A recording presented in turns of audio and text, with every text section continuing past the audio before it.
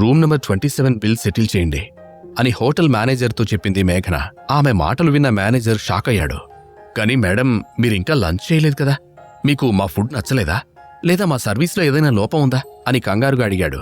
అయ్యో అదేం కాదు, మీ రెస్టారెంట్ సర్వీసెస్ అన్నీ బాగున్నాయి, కానీ నాకు ఒక చిన్న హెల్ప్ కావాలి అని నెమ్మదిగా చెప్పింది మేఘన. చెప్పండి మేడం, ఏం హెల్ప్ చేయాలి అని హుందాగా అడిగాడు manager. Room number 27 order total amount ఎంతో చెప్పగలరా అని అడిగింది.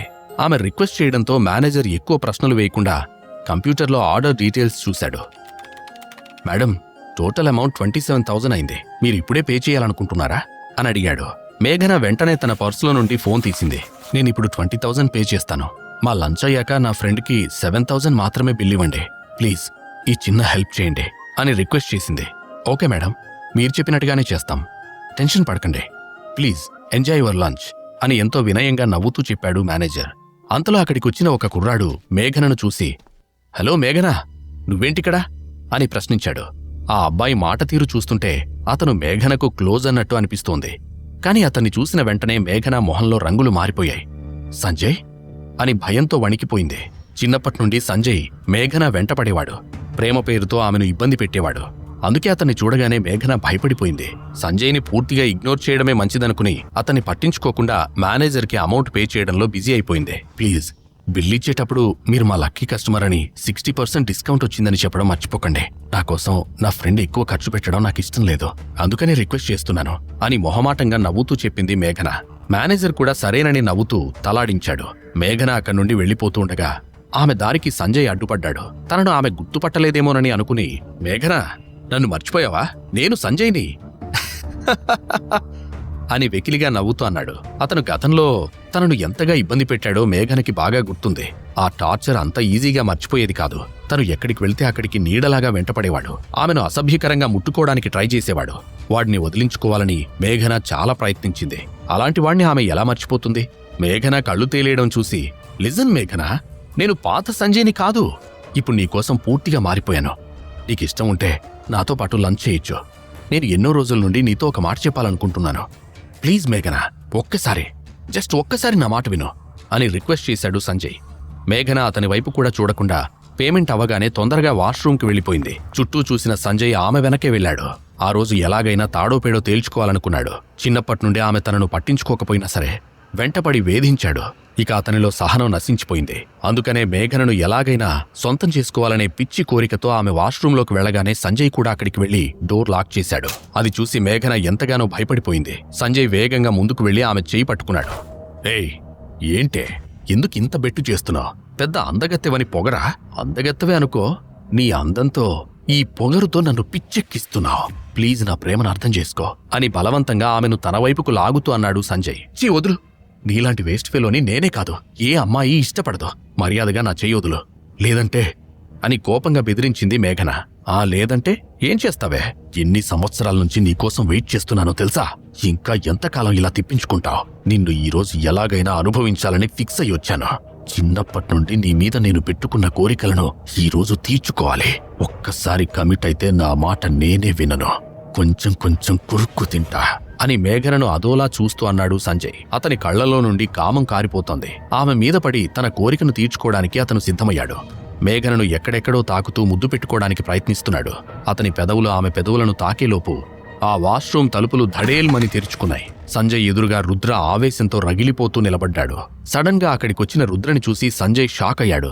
అతను చెయ్యి వదిలిన వెంటనే రుద్ర దగ్గరకు పరిగెత్తుకుంటూ వెళ్లి అతని వెనుక దాక్కుంది మేఘన. అది చూసిన సంజయ్కి ఒళ్ళు మండిపోయింది. తను కోరుకున్న పిల్ల మరొకటి వెనుక నిలబడ్డం చూసి తట్టుకోలేకపోయాడు. రేయ్, దాన్ని వదిలిపెట్టి ఇక్కడి నుండి వెళ్ళిపో, లేదంటే ప్రాణాలు పోతాయి అని సీరియస్గా బెదిరించాడు సంజయ్. కండలు తిరిగిన శరీరంతో ఆజానుబాహుడిలా ఉన్న రుద్రను చూడగానే అతనికి గుండె దడ పెరుగుతోంది. కాని తను మనసు పడ్డ అమ్మాయి ముందు పరువు పోకూడదని ధైర్యం నటిస్తూ ఉన్నాడు. అతని బెదిరింపులకు రుద్ర ఏమాత్రం భయపడకుండా మెరుపు వేగంతో పక్కనే ఉన్న స్టీల్ డస్ట్బిన్ తీసుకుని అతని కాళ్ల మీద బలంగా కొట్టాడు. ఆ దెబ్బకు సంజయ్కి దిమ్మ తిరిగి బొమ్మ కనిపించింది. అని గొంతు పేలిపోయేలా నొప్పితో కేకలు వేశాడు సంజయ్. ఒక్క దెబ్బకి ఎలకలా గింజుకుంటున్నావేంట్రా? ఈ పులి పంజా రుచేంటో చూడు అంటూ అతని కాలర్ పట్టుకుని లాగి మొహం మీద బలంగా ఒక్క గుద్దు గుద్దాడు రుద్ర. ఆ దెబ్బకి సంజయ్కి కళ్ల ముందు చుక్కలు కనిపించాయి. తల తిరిగినట్టయి దూరంగా ఉన్న వాష్ బేసిన్కి గుద్దుకున్నాడు. అతని ముక్కు నుండి రక్తం కారుతోంది. రుద్ర కొట్టిన దెబ్బకు అతని ముందు పళ్ళు 2 ఊడిపోయాయి.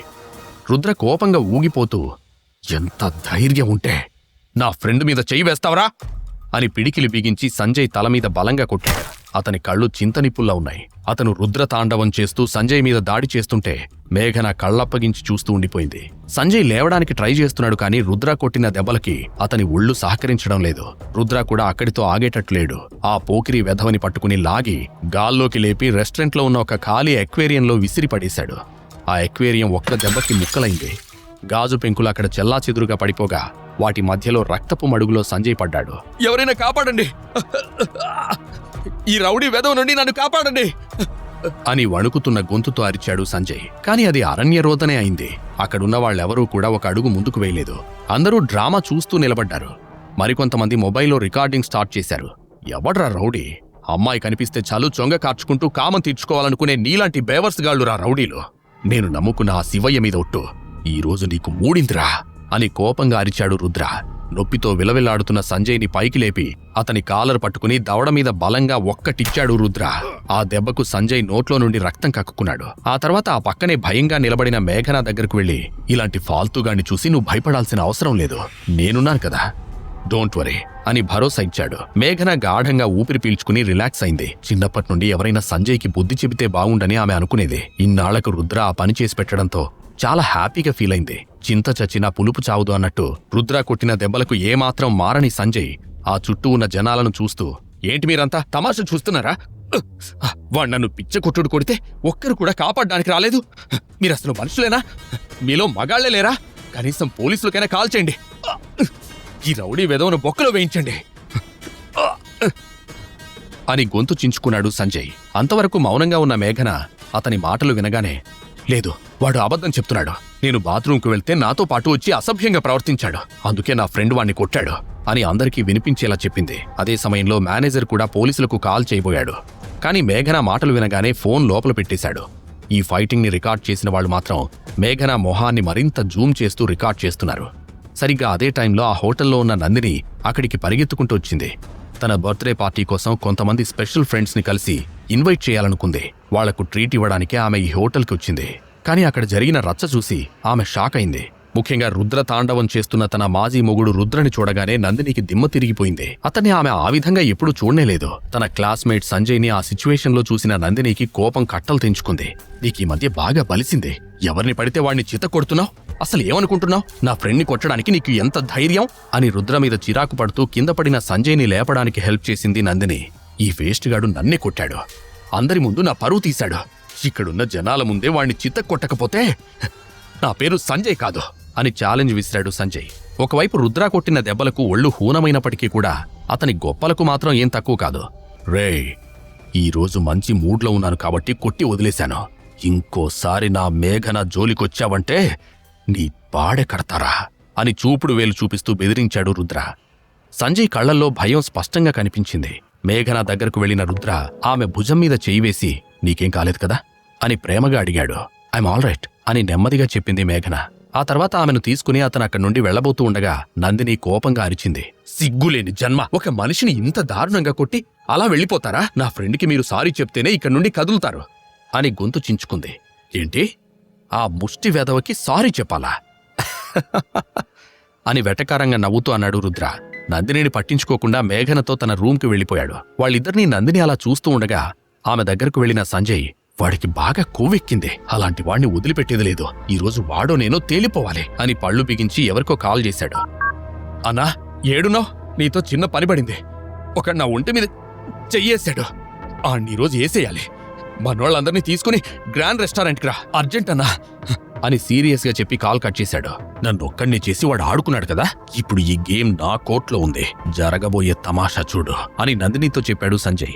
నందిని కోపంతో రగిలిపోతూ రూమ్ నంబర్ 27 వైపు చూస్తూ నిలబడింది. మేఘన మాత్రం టెన్షన్ పడుతుంది. రుద్ర స్టామినా తెలిసినా సరే సంజయ్ ఎంత నీచుడో కూడా ఆమెకు బాగా తెలుసు. రుద్ర మీద పగ తీర్చుకోవడానికి అతను ఎంతకైనా తెగిస్తాడని మేఘన భయపడిపోతుంది. మన లంచ్ అయిపోయింది కదా, మనం తొందరగా ఇక్కడి నుండి వెళ్ళిపోదాం రుద్ర అని కంగారుగా చెప్పింది. కూల్ బేబీ అని చెప్పి నవ్వుతూ, నువ్వెందుకు ప్రతిదానికి టెన్షన్ పడతావు? వాడొక్కడే కాదు, మరో 100 మంది వచ్చినా సరే నా తల వెంట్రుకు కూడా పీకలేరు. నువ్వు రిలాక్స్డ్గా ఉండు, ఈరోజు నీకు స్పెషల్ డే, కమాన్ హ్యాపీగా సెలబ్రేట్ చేసుకుందాం అని మేఘన చేతిని మెల్లగా నొక్కి పట్టుకుని చెప్పాడు రుద్ర. అదే సమయంలో నందిని కోపంగా ఆ రూమ్ లోకొచ్చింది. చూడు, నువ్వు కావాలనే నా ముందు ఫోజులు కొట్టడానికి ఎవరితో పడితే వాడితో గొడవ వేసుకుంటున్నావు. తర్వాత నువ్వే చాలా బాధపడతావు. మర్యాదగా ఇక్కడి నుండి వెళ్ళిపో, లేదంటే వాళ్ళు నిన్ను చంపేస్తారు. ఆ తర్వాత నీ ఇష్టం అని సీరియస్గా చెప్పింది.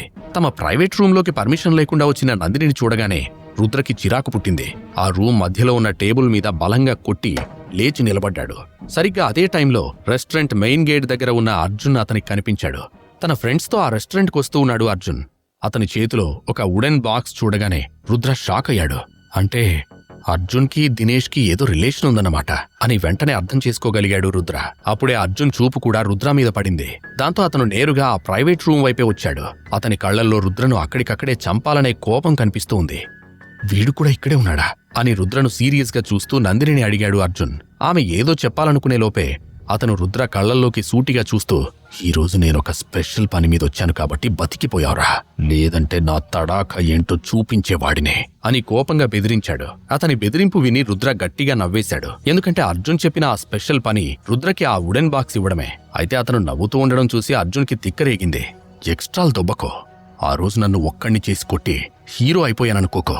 ఈ రోజు నా వాళ్ళందరూ ఇక్కడే ఉన్నారు, నాతో పెట్టుకుంటే శాల్తీ గల్లంతైపోతుంది అని వార్నింగ్ ఇచ్చాడు. రే పిల్లబచ్చా, వెళ్ళి పక్కకు పోయి ఆడుకో, పోరా అని నిర్లక్ష్యంగా అన్నాడు రుద్ర. ఆ మాటలకు అర్జున్ మొహం కోపంతో ఎర్రబడింది.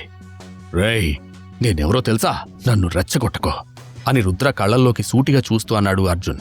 నెత్తిమీద రూపాయి పెట్టిన పావలా కూడా అమ్ముడుపోని పాత సరుకువే, నిన్ను చూసి భయపడేదేంట్రా అని వెటకారంగా మాట్లాడాడు రుద్ర. అతని మాటలో అర్జున్కి పుండు మీద కారం చల్లినట్టయింది. వెంటనే ఫోన్ తీసి ఎవరికో కాల్ చేశాడు. లొకేషన్ పంపిస్తున్నాను, 5 అంటే 5 నిమిషాల్లో ఇక్కడుండాలి అని సీరియస్గా అన్నాడు. వీళ్ల మాటలు విన్న మేఘన భయంతో గుటకలు మింగింది. నందినికి మాత్రం ఇదంతా చాలా తమాషాగా అనిపించింది. ఈ రోజుతో రుద్ర పని ఫినిష్ అయిపోతుందని ఆమె ఫిక్స్ అయింది. కాని రుద్ర మాత్రం అర్జున్కి దినేష్కి మధ్య సంబంధం ఏంటి అనే విషయం గురించి ఆలోచిస్తూ ఉన్నాడు. అర్జున్ ఎవరితోనో మాట్లాడి కాల్ కట్ చేసిన తర్వాత రుద్రనే సీరియస్గా చూస్తూ, ఈ రోజుతో నీ ఖేల్ ఖతం రా, ఇప్పుడొస్తున్నవాడు కాలయముడు, పచ్చి నెత్తురు తాగే రాక్షసుడు, నిన్ను చంపకుండా వదిలిపెట్టడు అని అందరికీ వినిపించేలా చెప్పి గట్టిగా నవ్వాడు.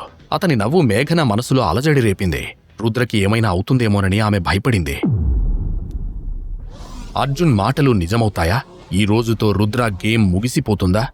నెక్స్ట్ జరిగే రుద్ర తాండవం ఏంటి? ఈ ప్రశ్నలకు సమాధానాలు తెలుసుకోవాలంటే నెక్స్ట్ ఎపిసోడ్ వినాల్సిందే.